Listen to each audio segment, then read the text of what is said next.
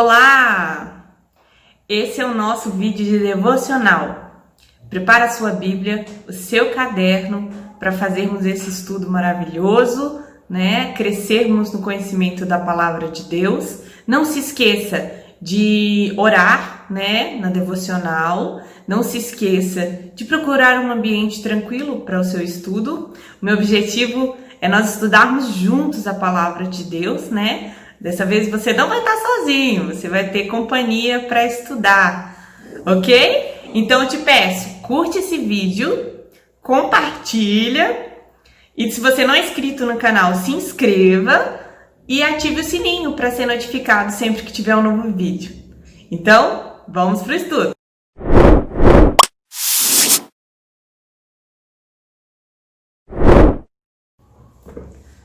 Olá, essa é a nossa devocional de número 43. Hoje nós vamos ler Romanos 9, do 19 ao 33. Vamos então à leitura. Mas algum de vocês me dirá, então, por que Deus ainda nos culpa? Pois quem resiste à sua vontade?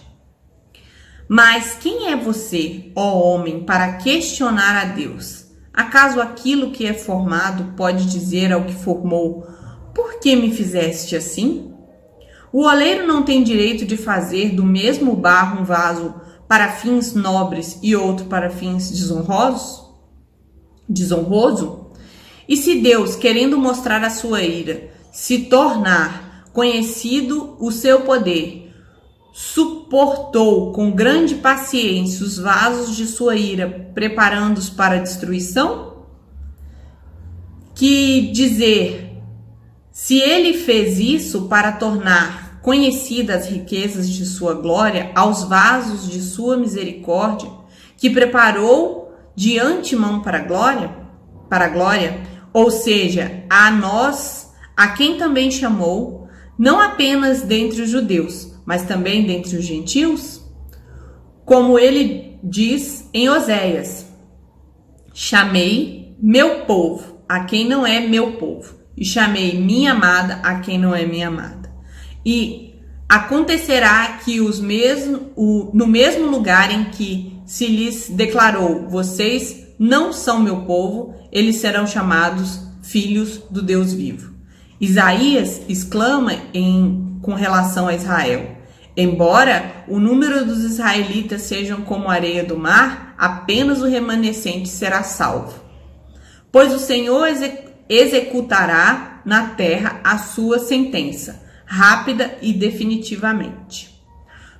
Como anteriormente disse Isaías, se o Senhor dos exércitos não nos tiver deixado descendentes, já estaríamos como Sodoma e semelhantes a Gomorra. Não diremos então, que diremos então? Os gentios que não buscavam justiça, a obtiveram uma justiça que vem da fé. Mas Israel, que buscava a lei, que trouxe justiça, não a alcançou. Por que não? Porque não a buscavam pela fé, mas como se fosse por obras. Eles tropeçaram na pedra de tropeço, como está escrito, eis que ponho em Sião uma pedra de tropeço e uma rocha que faz cair, e aquele que nela confia jamais será envergonhado. Bom, o texto ele é um pouco mais extenso, então nós vamos com a dinâmica um pouco diferente nas explicações, né, sendo mais breve em cada versículo. No estudo de hoje nós vamos ver que agora Paulo antecipa a conclusão que alguém pode chegar de que Deus usa a misericórdia, né, com quem ele quer e endurece quem ele quer. Então, por que Deus ainda culpa quem o resiste, né? Então, no verso 19, somos questionados apropriadamente, né, o questionador, né, o questionamento, né, propriamente dito. Nós vemos aqui, vou ler ele 19 de novo, que fala assim, mas alguns de vocês me dirão, então, por que Deus ainda nos culpa? Pois quem resiste à sua vontade? Então, esse é o questionamento que todo esse texto vai estar respondendo, né? Então, se Deus, né, endurece quem ele quer e usa de misericórdia que ele quer, por que ele culpa quem o rejeita, né? Então, no Antigo Testamento, vemos Deus se queixando de Israel o tempo todo, no deserto, na terra prometida, com os profetas, né? Então, a doutrina da soberana eleição de Deus mexe com o orgulho humano, né? Mexe muito. A gente fica assim, a princípio, poxa, mas Deus elege, né, algumas pessoas, Deus escolhe, como é que é isso, né? Então, no 20, Paulo inicia repreendendo a presunção de quem pergunta, né? Antes de responder, ele está questionando a intenção do questionador. Não é errado você questionar, porque você não entende, você não compreende, né? Mas aqui Paulo está questionando a intenção, a presunção, né, de quem questiona. Então ele começa colocando, em vez de responder o questionamento, ele começa colocando o questionador no seu devido lugar, né? Então perguntar em si não é o problema, o problema é essa atitude presunçosa. Por isso ele vai chamar alguns exemplos, né, ali nos próximos versos, acerca do oleiro, né, o trabalho dele no barro, né, e nos vasos. E aí a gente vê aqui no 20, quando ele responde, o oleiro não tem o direito de fazer, aliás, o 20, mas quem é você, ó homem, para questionar a Deus? Que é ele colocando o questionador no seu lugar. Acaso aquilo que é formado pode dizer a quem o formou, por que me fizestes assim? E aí o 21, o oleiro não tem o direito de fazer do mesmo barro, entende? A origem do ser humano é a mesma, pecadora, né? Corrompida, condenada. E aí ele não tem o direito de pegar desse mesmo barro, né?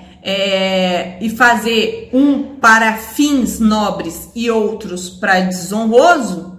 O barro é o mesmo, a origem é o mesmo. O que Deus vai fazer com aquela origem que é ruim, né? Nós podemos chamar de massa podre, né? Desse barro podre, algo bom e algo ruim, né? Ele não pode fazer isso? É o questionamento aqui. E se Deus, querendo mostrar sua ira e tornar conhecido seu poder, suportou com grande paciência os vasos de sua ira, preparados para a destruição. Então, assim, o fim daquele barro, né, e tudo que for feito dele, né, é decisão do oleiro, porque o barro é ruim.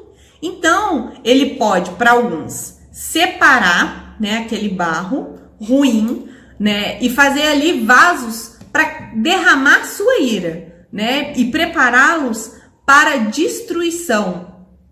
Então, não há problema nenhum em Deus fazer isso, né? Porque a massa já era ruim, né?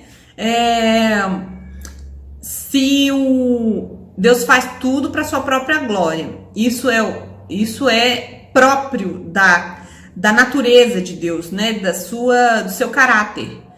Então, ele pode fazer o que quiser. Se o oleiro pode fazer o que quer com barro, Deus não pode fazer o que deseja com a sua criação?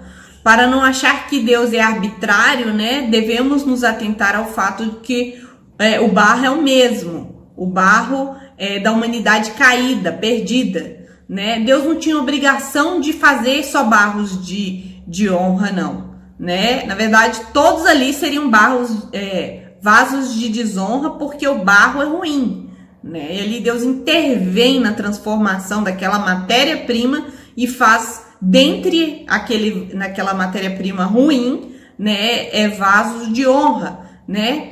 E aí tem vasos de desonra, né? E aí no 22, e Deus querendo mostrar sua ira, tornar conhecido o poder, suportando com grande... Isso aqui é o que nós vimos anteriormente. Com grande paciência o vaso de sua ira, preparando para a destruição, que é quando o ímpio peca e nada acontece com ele. Ele tem saúde e vive muitos anos, sabe? E Deus deixa, porque Deus entrega, né? Deus está preparando, Deus está enchendo aquele barro com a sua ira, né? Pouco a pouco, até que um dia essa ira será toda revelada. No 23, que dizer se Deus fez isso para tornar conhecidas as riquezas de sua glória aos vasos de sua misericórdia, né? Veja bem, no 22, aqui, fala, não tá falando que Deus fez o barro de desonra. Ele suportou o barro de desonra. O vaso de desonra. Não foi ele quem fez aquele vaso de desonra. Aqui não tá falando. E se Deus, querendo mostrar a sua ira, tornar conhecido o seu poder, suportou com grande paciência os vasos de sua ira, né? Preparados para destruição. Agora o 23 fala do outro tipo de vaso. Quer dizer, que dizer se ele fez isso para tornar conhecidas as riquezas de sua glória aos vasos de sua misericórdia que preparou de antemão para a sua glória.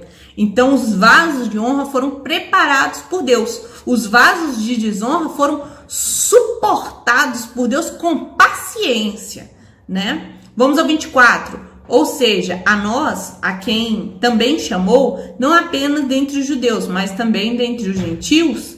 Então, aqui no 24, né, quem são os vasos de honra? Nós, aqueles que creem antes e depois de sua vinda. Aqueles que creram antes de Cristo, na promessa do Messias, aqueles que creem depois que Cristo veio, né? Creram que ele é o Messias. Deus o chamou de antemão, lá na eternidade.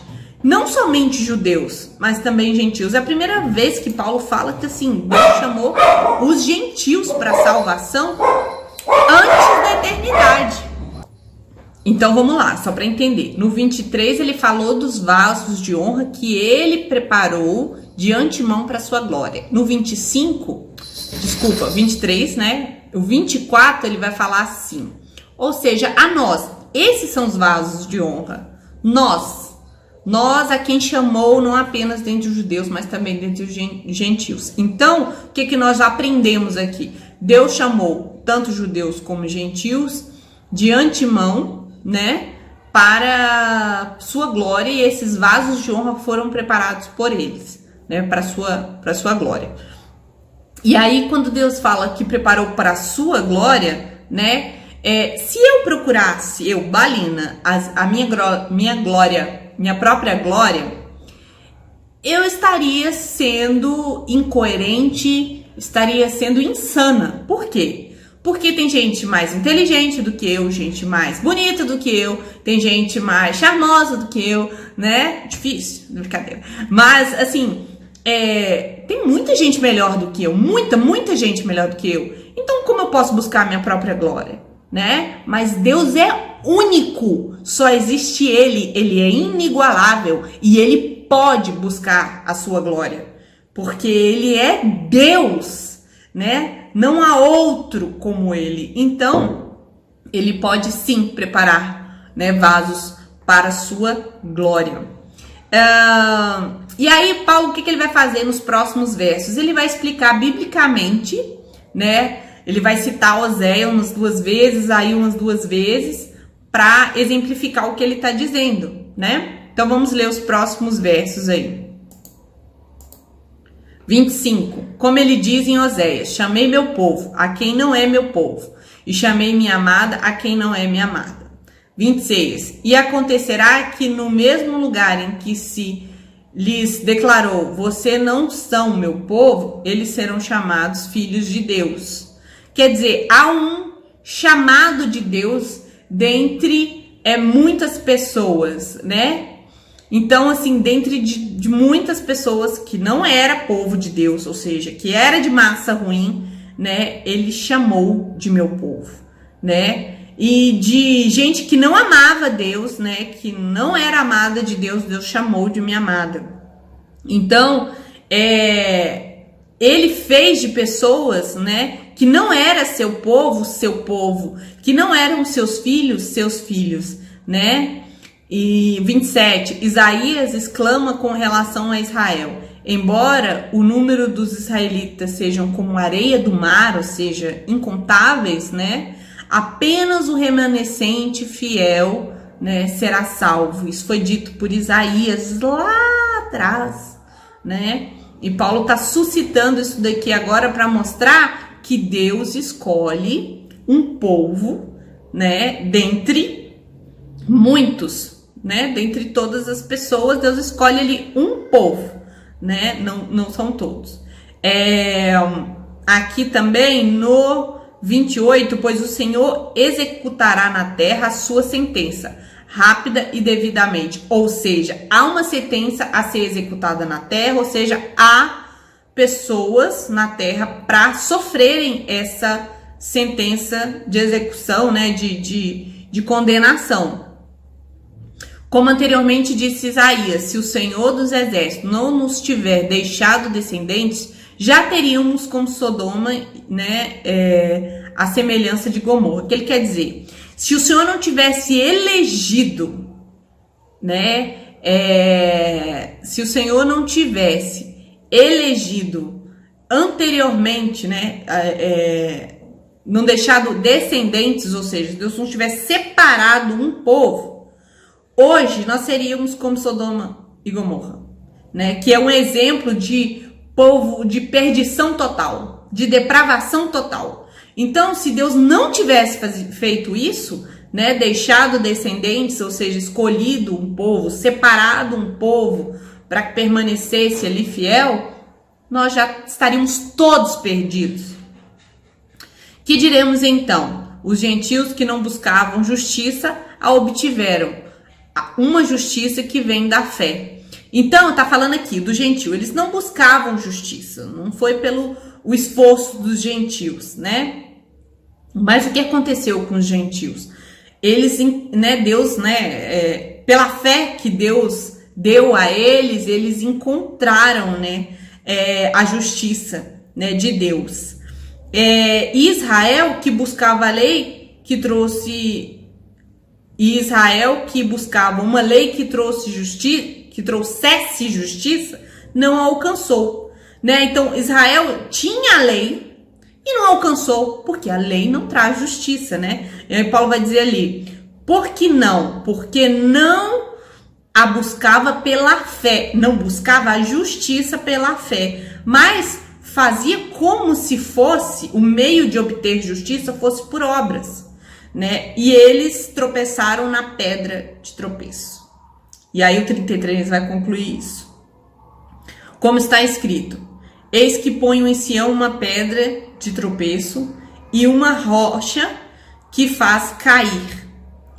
E aquele que nela confiar jamais será envergonhado.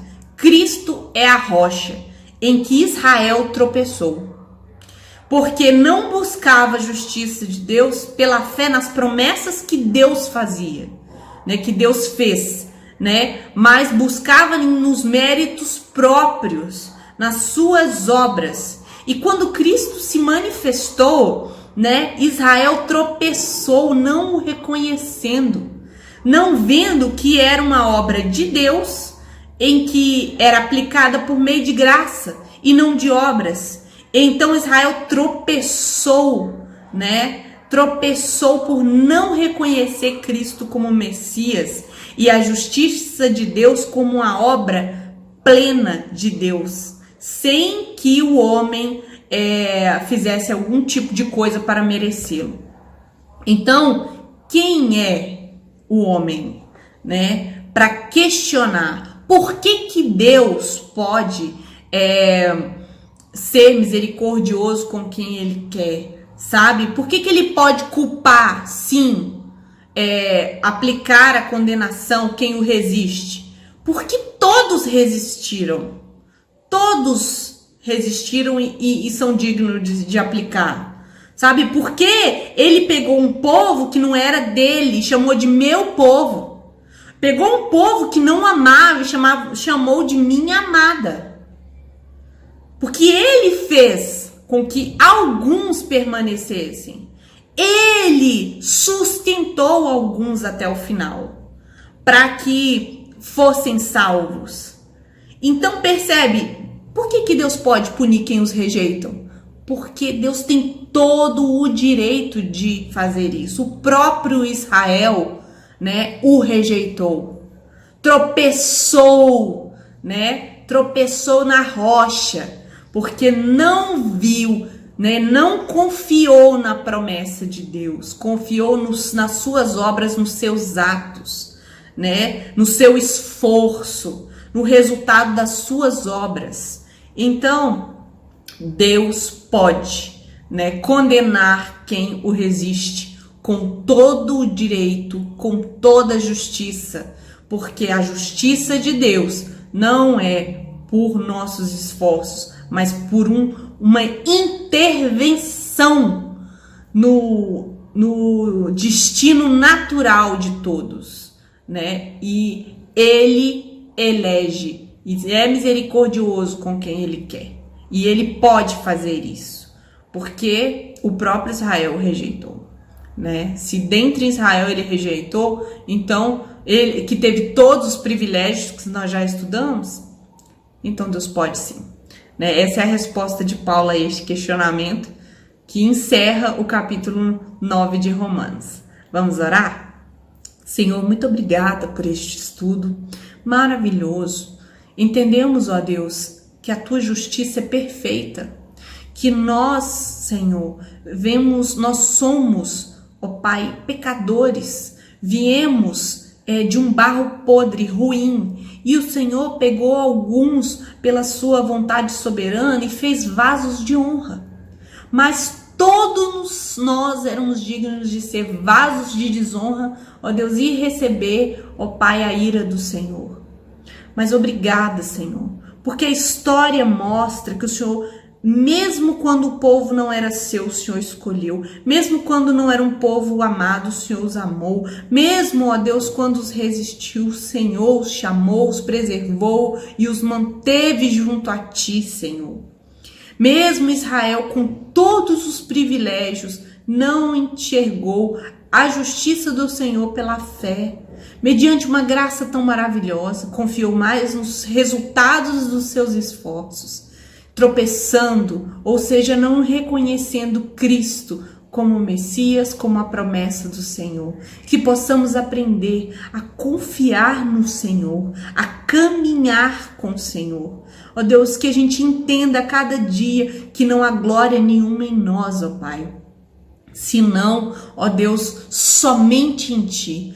Tanto aqueles que são vasos de desonra, quanto os que são vasos de honra, Senhor, são todos para manifestar a sua glória. Em nome de Jesus somos gratos por ter nos escolhido, porque assim cremos no Teu Filho. Amém.